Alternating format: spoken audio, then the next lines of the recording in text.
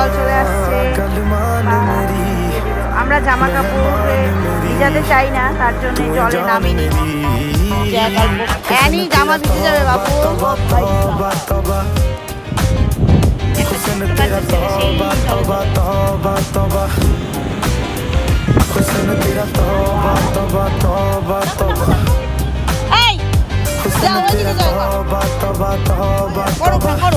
কিন্তু জামা কাপড় ভিজালে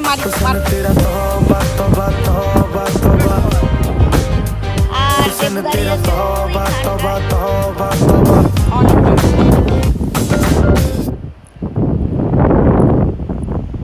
এখানে অনেক হোটেল আছে, খাবার জায়গা আছে, কিন্তু আজকে এখানে একদমই লোক নেই।